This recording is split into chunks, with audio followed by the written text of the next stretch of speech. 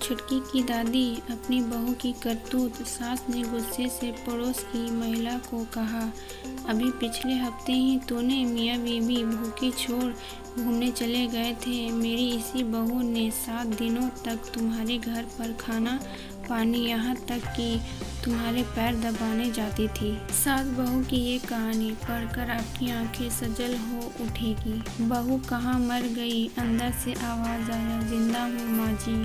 तो फिर मेरी चाय क्यों अभी तक नहीं आई? कब से पूजा करके बैठी हूँ, ला रही हूँ माँ जी। बहू चाय के साथ भजिया भी ले आई। सास ने कहा, तेल का खिलाकर क्या मारोगी? बहू ने कहा, ठीक है माँ जी, ले जाती हूँ।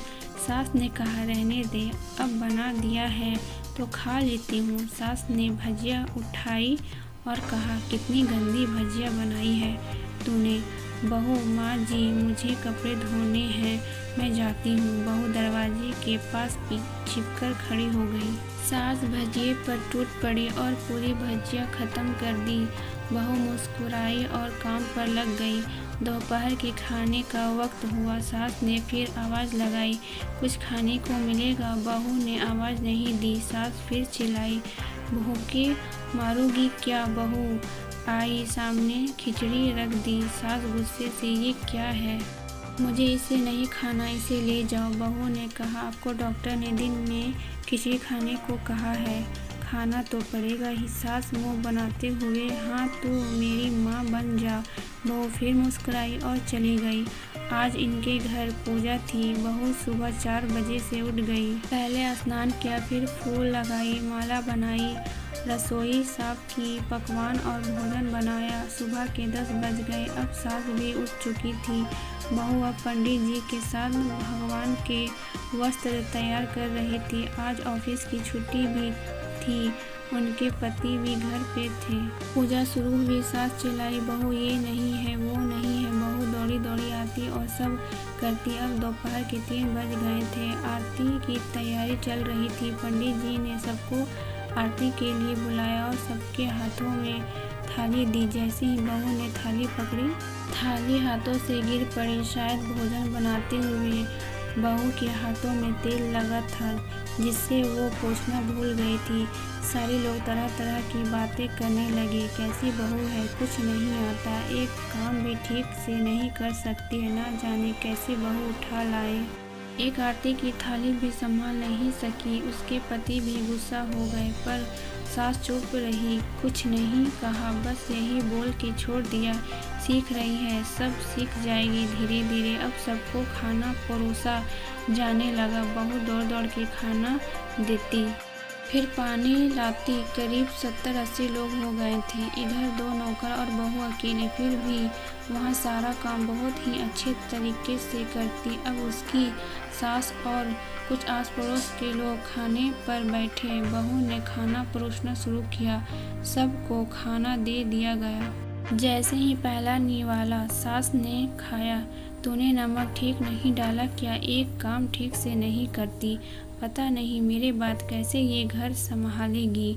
आस पड़ोस वाले को तो जानते ही हो ना साहब, वो बस बहाना ढूंढते हैं नुक्स निकालने का। फिर वो सब शुरू हो गए, ऐसा खाना है, ऐसी बहू है, ये वो वगैरह वगैरह। दिन का खाना हो चुका था। अब बहू बर्तन साफ करने नौकरों के साथ लग गई। रात में जगराता का कार्यक्रम रखा गया था। बहू ने भी 1-2 गीत गाने के लिए स्टेज पर चढ़ी। सास जोर से चिल्लाई, मेरी नाक मत कटा देना, गाना नहीं आता तो मत गा, वापस आ जा। बहू मुस्कुराई और गाने लगी। सबने उसके गाने की तारीफ की, पर सास मुंह फुलाते हुए बोली, इससे अच्छा तो मैं गाती थी जवानी में, तुझे तो कुछ भी नहीं आता।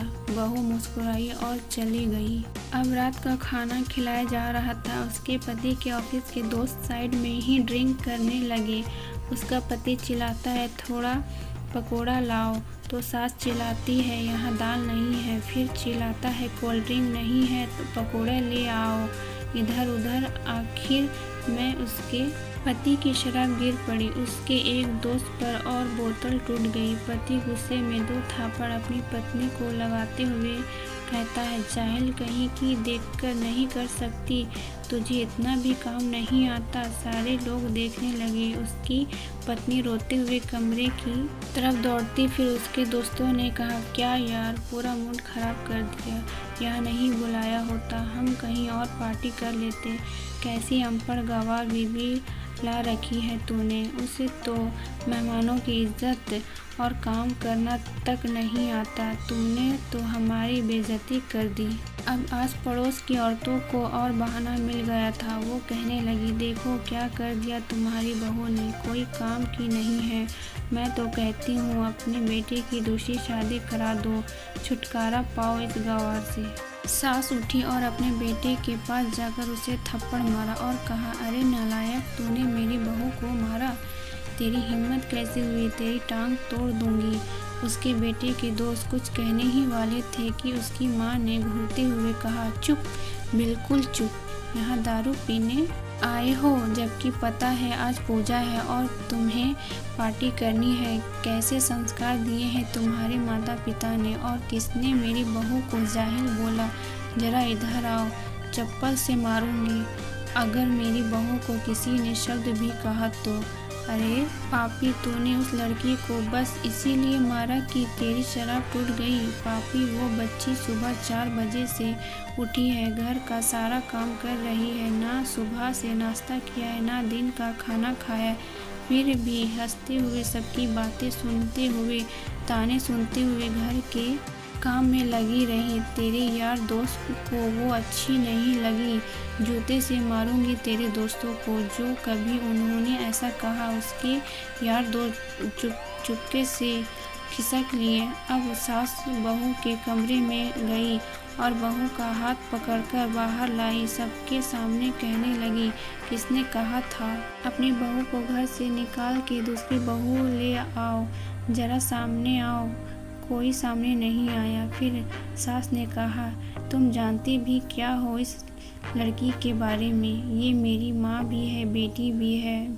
माँ इसलिए मुझे गलत काम करने पर डांटती है और बेटी इसलिए कभी कभी मेरे दिल की भावनाएं समझ जाती है। मेरे दिन रात सेवा करती है, मेरे 1000 ताने सुनती है, पर एक शब्द भी गलत नहीं कहती, ना सामने ना पीठ पीछे। और तुम कहते हो दूसरी बहू ले आओ। याद है ना छुटकी की दादी, अपनी बहू की करतूत। सास ने गुस्से से पड़ोस की महिला को कहा, अभी पिछले हफ्ते ही तूने मियाँ बीवी भूखी छोड़ घूमने चले गए थे। मेरी इसी बहू ने 7 दिनों तक तुम्हारे घर पर खाना पानी, यहाँ तक कि तुम्हारे पैर दबाने जाती थी, और तुम इसे जाहिल बोलती हो। जाहिल तो तुम सब हो जो कोयले और हीरे में फ़र्क नहीं जानती। अगर आइंदा मेरी बहू के बारे में किसी ने एक लफ्ज़ भी बोला तो मुझसे बुरा कोई नहीं होगा, क्योंकि ये मेरी बहू नहीं, मेरी बेटी है। बहू सिसकियाँ लेते हुए फिर कमरे में चली गई। सास ने एक प्लेट उठाई और भोजन परोस बहू के कमरे में खुद ले गई। सास को भोजन लाते देख तो बहू ने कहा, अरे माँ जी, आप क्या कर रही हो, मैं खुद ले लेती। सास ने प्यार से ताना मारते हुए कहा, डर मत, इसमें जहर नहीं है माँ, नहीं डालूंगी। तुझे नई सास चाहिए होगी, पर मुझे अभी भी तू ही मेरे घर की बहू चाहिए। बहू ने अपनी सास को रोते हुए गले से लगा लिया। सास भी रो दी पहली बार और कहा, चल खाना खा ले। फिर मजाक करते हुए कहा, फिर मेरे पैर दबाने चले आना, और ये ख्याल मत मन में लाना कि सास पैर बोलती है किसी दिन मैं इसका गला दबा दूंगी, क्योंकि कभी मैं भी यही सोचती थी। दोनों खूब हंसने लगी। कुछ रिश्ते बहुत मीठे होते हैं, बस बातें कड़वी होती है। वीडियो पसंद आए तो लाइक और सब्सक्राइब